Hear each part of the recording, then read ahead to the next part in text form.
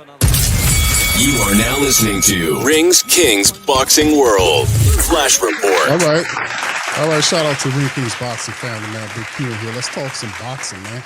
Hit that like button, hit that subscribe button.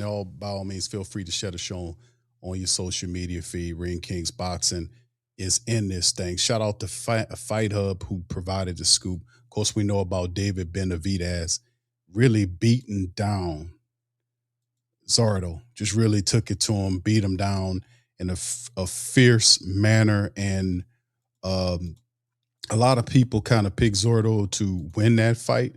But boy, did David Benavidez prove those people wrong, man, in the fight. He really just handled business, man. And the really interesting thing about how he fights, it showed that his toughness, man. Zurdo hit him with some real good shots, and he just ate those shots and just delivered. The power of David Benavidez, the I guess I can call it making up words and stuff. The multi punch ability of him, the combinations. You know, his power, like he hits with mean and reckless abandon when he hits you. And he just put on a show. He beat Zurdo down. He earned the respect that he deserved. That a lot of people thought that David Benavidez is, like I said, he was always been one of my favorite fighters. And he continues to show his value, man. We're going to play the post-press conference from David Benavidez momentarily after him calling out Canelo after the Zurdo TKO, saying nobody can F with me. So he's feeling himself on that. And I got to give it to David, man. He's been a guy that's just people running from him, but taking care of Zurdo really just kind of elevated who he was and showed that he was a player in that division. So here's a little bit from David Benavidez in this tweet. Feel good, man. I just want to give the fans what they want to see. I seen Canelo in the building. Hey, let me just ask the fans this. Do you guys want to see Canelo versus David Benavidez? Enough said. That means Canelo don't want none of that. We can't leave that fight on the table. You know what I mean? Whatever. I have respect for Canelo. He's a great champion, but I'm a great champion too. Let's do it. Do you believe it's realistic? I don't know, man. I don't Canelo know. will never fight him. Many times. I mean, I'm still champion at 175. I'm champion at 200 and 175. So they want to come get it at 175. Let's get it at 175. And if not him, how about Bivol?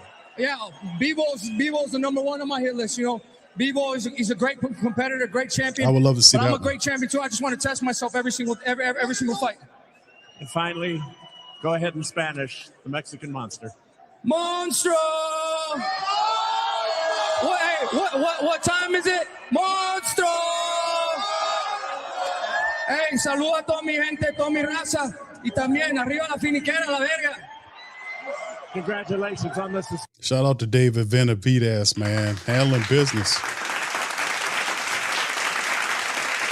Gotta give it to him, man. He punished the guy, man. He just beat the guy down, man. Look at that. That's something, and that's just something right here. Just the multi-punch ability to combinate and punching and not losing any power when he hits you. And that's something that Zurdo just could not move his head. And he was a good opponent for David Benavidez because Zurdo, big guy, doesn't have a lot of head movement, comes ahead, and David Benavidez just don't have to chase him much, just face him up and down and just power punch him to death. And Zurdo took a lot of punching. He really just got beat down, man. He busted him up pretty good. And if you look at the faces, some of David's opponents, man, he basically turns them into hamburger. He did that to Zurdo. He did that to Yard, who was another fighter who was big physical, imposing, athletic-looking boxer, who David Benavidez went in there and uglified them, turned their faces into pretty much a ground meat. But this was a very good fight for him, and like I said, he's not a surprise in my book. I've been knowing that David Benavidez was this type of fighter, and it's finally good to see him dominating and handling his business. And hopefully we can see the Bivol fight. That's a fight that I would love to see, the Bivol fight. I don't think too many people can run away from him now. He knows he's holding the belts, which you got to see me now. I'm here now. You can't get away from me. We've heard him wanting to see Canelo. That fight, in my opinion, will never happen. Canelo Alvarez doesn't want any part of the Mexican monster. And then you talk about Bivol. Maybe Bivol down the line would be an interesting fight for David Benavidez. Maybe another year from now, maybe inside of, a year from now, we'll love to see that fight happen.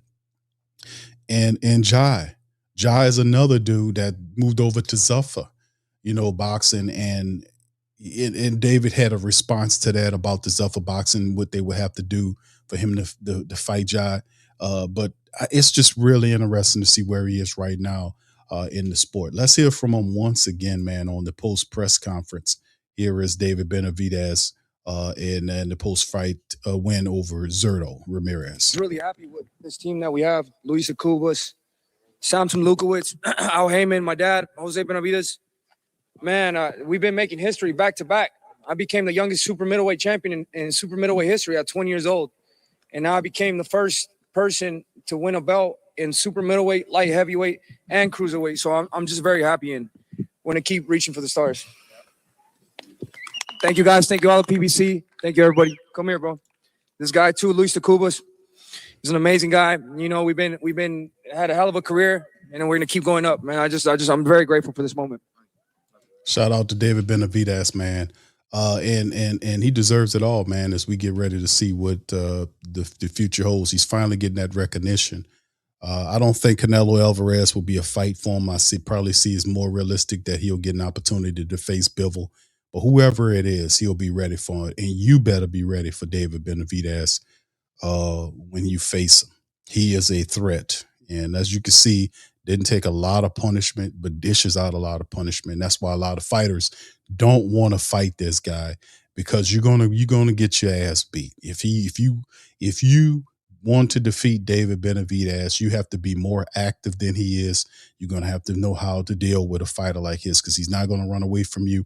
You got to be able to take punishment. You're gonna have to hit him with something that he will have to respect. And a lot of fighters have hit David Benavidez with some power, and it hadn't did enough to keep him from really backing off the asses. So he is, like I said, I just give him all the credit in the world for what he was able to put together and do. And I just think it's super cool to see how him finally get some of the respect, because it's not all there. There's still a lot of naysayers as far as David's concerned. But nonetheless, he is definitely on the right trajectory heading to the next level of his career. All right, let's keep it moving, man. Let's kind of position and reposition ourselves to talk about this next fight in this episode of Ring Kings Boxing. Hit the like button as we get ready to talk about the fact that we'll see a matchup finally of Errol Spence. Errol Spence, the truth is back. Is the truth really back? Well, he has a matchup set against Tim Tszyu. This will be a brutal one. Former welterweight champion Errol Spence and his upcoming opponent Tim Tszyu officially held their opening press conference for their fight. Both shared their thoughts on the matchup as Spence attempts to return to the ring 3 years out of action. Here's some of what both had to say. Of course, we'll play some of Errol Spence's commentary as he got that Dr. Seuss shirt on. But it's just really interesting to see him return. And like I said, most fighters, what they'll do is they'll take a warm-up fight, like a fight to kind of, it's been a 3-year layoff, a fight that he could just step in there right now and just kind of take on a less physical opponent or a more dangerous opponent than Tim Tszyu. Tim Tszyu is a dangerous opponent for Errol Spence. Now listen, I applaud Errol Spence. Let me hit the button, matter of fact. I applaud him for taking this fight, because I didn't think, you know how long has it been since we've seen Errol Spence fight? Not since the last. Errol Spence hasn't been in a ring since he was dispatched by Bud Crawford. And we knew he was weight drained in the fight. You can see he was weight drained in the fight, but nonetheless, it still happened. And I don't think he feels comfortable about being leaving that as the last moment of his career, of what he done. He's had a phenomenal boxing career, but to be stamped out by a beatdown by Bud Crawford is the last thing you want to leave on your boxing legacy. But 3 years away from the game, Errol Spence has, been working his way back. There had fights on the table that he's backed away from. And I think it was more of a mental preparation, getting ready for and getting back into the ring, getting his body in shape, getting his mind in shape. And you can kind of understand, the time frame for what happened with him and Bud Crawford. You had all of this stuff. Remember, he wrecked his car, got the car, horrible car accident that he survived, had all these little scares that happened. But it took some time for him to kind of adjust to all of that, adapt to that stuff, and get back in the ring. But nonetheless, I think this is an incredibly risky fight for Errol Spence to take on Tim Tszyu. And like I said, I'm not mad at him for taking on the fight because he feels like at some point, man, listen, I can beat this guy. I can beat this guy. I can handle business with this guy. So let's see what Errol had to say, man, in this fight against Tim and how he thinks he will do. Let's listen from him. Here we go.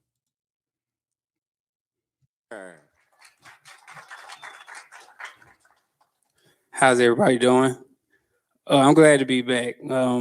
It's been a long time, 3-year layoff, and I'm sure everybody has their reserved opinions, thinking I'm a shell of myself, or do we still have it? And it's just because I'll be thinking the same thing, seeing my last fight.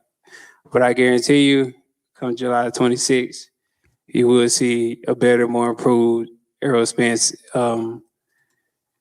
It was some time I had 3 years off, and I feel like it helped me mentally. It helped me physically, gave me some time to recover, and just enjoy life, enjoy the spoils of my wins, and just being with family, being with friends. If you watch my Instagram, you see me traveling, enjoying my kids, having fun. And people kept asking me, "Are you coming back? When are you coming back?" And I told them, I know when it's ready. I know when I'm ready to come back. And I knew one day that I wake up and I decide to come back. And if it didn't happen, then I wouldn't come back to boxing. So I'm happy to be back. I'm happy to put on a great show. I can't wait for July 26th to be fighting in Australia, to be fighting in front of his fans. I look forward to disappointing them, putting on a great show, putting on another great performance, and showing y'all why they nicknamed me the Truth. All right, shout out to Errol Spence, man, because listen, man, regardless of how you feel about Errol Spence, what he been through as a fighter, man, that's a lot. But he has the heart of a champion, man. Listen, a lot of people are picking Tim Tszyu to defeat Errol Spence because of the long layover. And maybe not just that, is how he looked into a lot of situations leading up to the Crawford fight. And it just stamped people with the mentality that Errol Spence is just not as good as he used to. I would caution and warn you guys to be slow to commentary about what could possibly happen in this fight. A lot of people think Tim Tszyu beats up Errol Spence, but you got to understand, which Errol Spence are you getting? I know it's been 3 years off, but at one point, this guy was an elite level fighter. And he just talked about his being away from the game and getting his mental straight.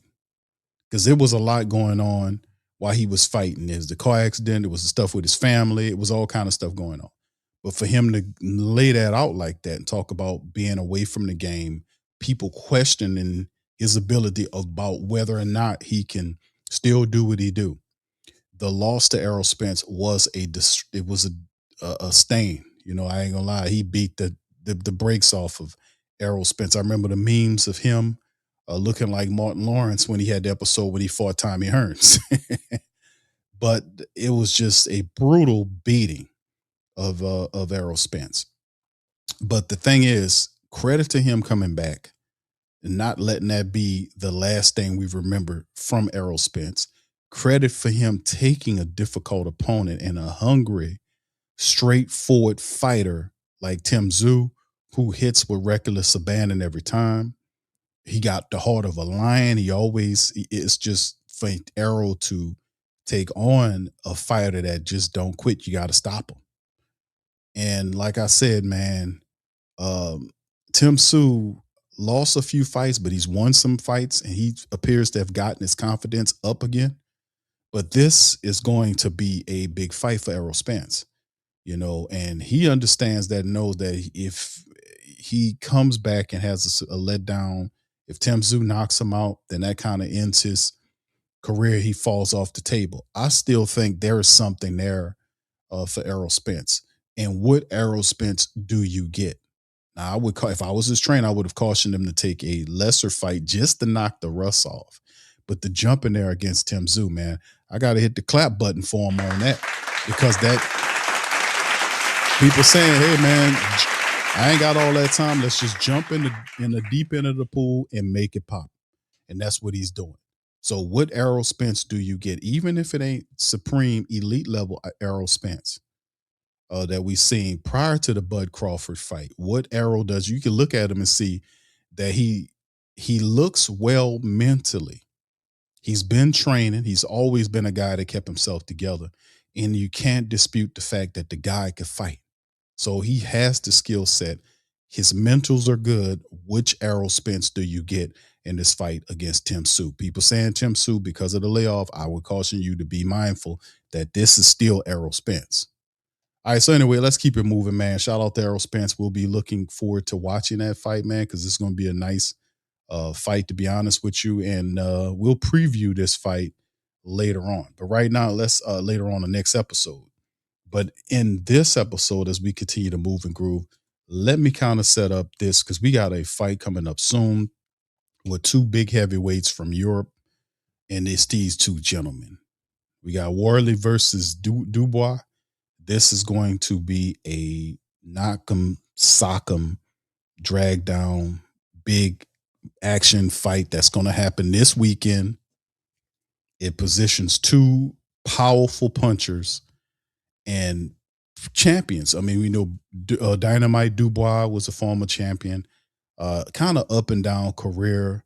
But Wardley, Fabio Wardley, and the thing about Fabio, man, Fabio Wardley was a good young fighter, and he's really improved. But I think Fabio earned my respect with the Joseph Parker win. I did not think that he would defeat Joseph Parker. And the way he fought Joseph Parker was the way of the warrior. He fought with him. He was in there. He took some powerful punches from Parker. And Parker was handling business on the streak, beating down people. And he stopped Joseph Parker and stopped him. And that earned me a lot of respect about Fabio Wardley, and that he is the guy that deserves the belt. Now, for him to take another fight against another dangerous puncher in Dynamite Daniel Dubois, it's just going to be awesome as well. So this one is set to happen this Saturday. Man, on the zone, this is going to be interesting, man. So let's kind of preview this thing, and y'all give me y'all thoughts on who y'all think wins this matchup. WBA champion Fabio Wardley makes the first defense of his first title against former IBF title holder Daniel Dynamite Dubois on Saturday, May the 9th in Manchester, England. The 12-round all-British main event is promoted by Queensberry.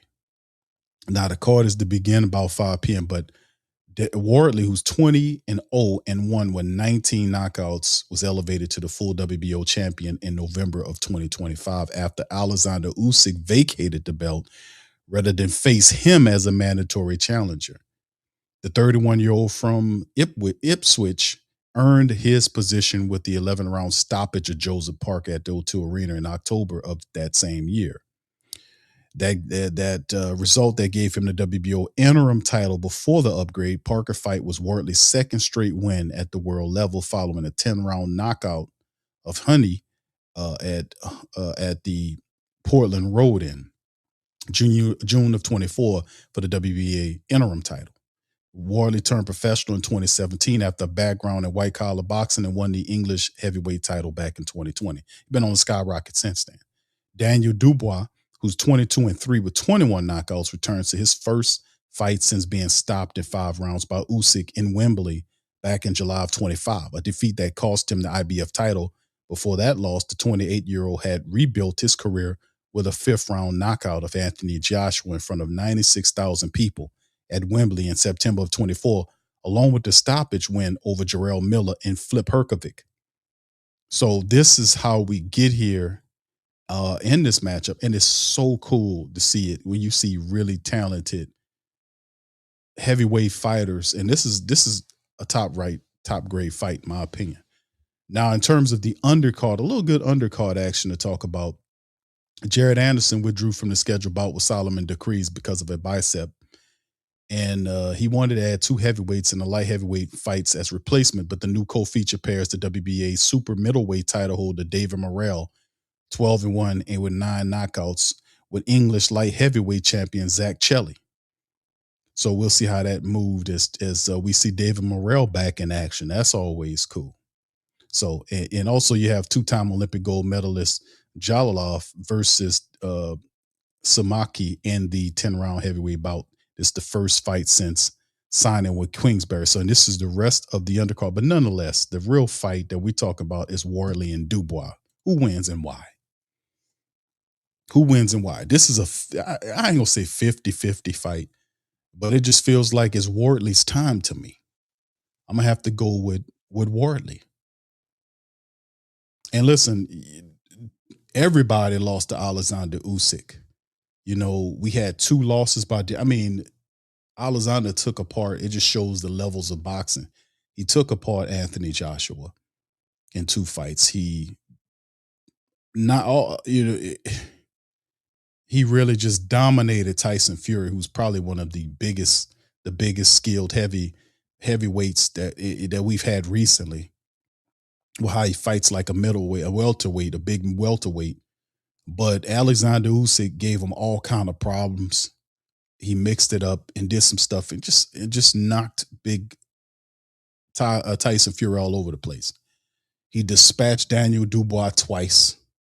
Some people kind of said that it was a bad move by the referee because Daniel punched him, dropped him to the ground with a stomach shot, and the shot was on the belly. The referee, I guess he named it as a low blow. But when you look at the footage, it showed that Daniel Dubois landed a shot right on the belt line. But nonetheless, Alexander got up and beat him. You know, whether they won't complain, well, they stole it. Now, he had an opportunity to still win the fight, and he didn't. And that was 2 fights he had with him. So Usyk is a very interesting fighter in the heavyweight, but nonetheless, Wardley's different. You know, Wardley is not Alexander Usyk. He's not even close. This fight here would be more on the line for Daniel Dubois. Some people would consider this a 50-50 fight, but I just feel like it's Wardley's time. It's like Daniel had belts before. He lost his belts, and I think this is the way he's going to get it. We know that he's not going to get a title through Alexander Usyk. Usyk has 2 or 3 fights that he says he's going to fight before he retires or whatever, but Dubois is not in there, so he got an opportunity to face a guy with a title, and this is his way to be a champion again. This is a lot easier way for him to obtain the championship title again outside of going through Usyk, because that's not going to happen. But this is a classic 50-50 spot, but I just feel it's Wardley's time. I think Wardley really showed the box when he took down Joseph Parker and beat him down the way he did. I see this is going to be a rock'em sock'em battle because Dubois has power in both fists, but I just love the temperament of Fabio Wardley. I think Wardley's a tougher minded foe. I think Wardley understands it's his time to shine. I think Dubois had his chance in his titles in the sun, so to speak, right? He's been champion before. He has some really good moves. I don't think I'm not painted like Dubois is a pass fighter or a shot fighter by any stretch of imagination. He's very dangerous, but I just think it's Fabio Wardley's time. I'm picking Fabio here, and I'm thinking maybe about this could very well go to. I don't think it goes to distance. Let's be honest. I think it'll be Wardley and a knockout within 7-8 rounds. I got let's say Wardley in 7, maybe 8.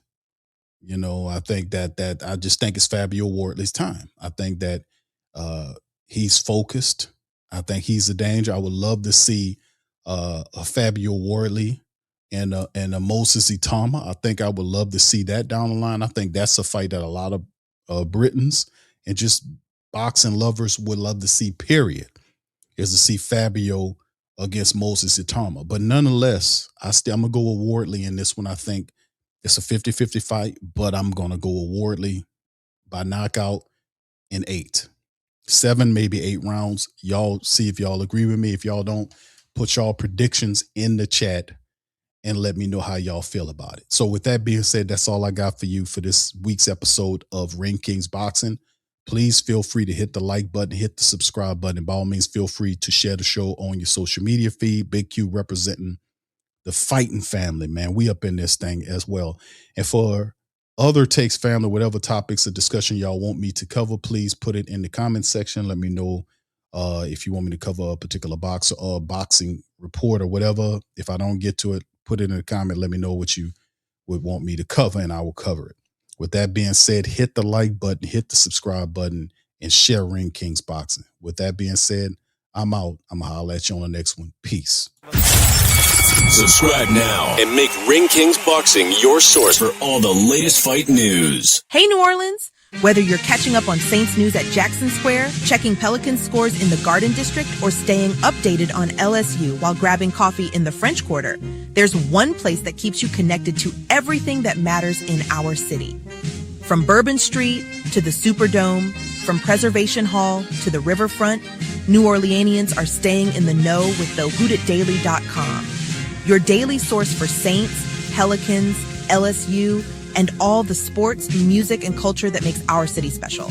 At work downtown, at a game in the Dome, or just relaxing by the Mississippi, wherever life takes you in the Big Easy, you can stay connected. Because when you're from New Orleans, you don't just live here. You stay in the NO. That's stay in the know. Visit the WhoDatDaily.com and never miss what matters most to Who Dat Nation. Welcome to The Pro Shop, where we create authentic, NOLA-inspired clothing for men, women, and children. From Saints jerseys to Pelicans gear, everything's crafted right here in New Orleans. Whether you're shopping The Pro Shop, The Pel Shop, or The Pro Shop Kids, we've got your whole family covered with genuine merchandise that represents our city's spirit. Check for links in the description section below or in the chat.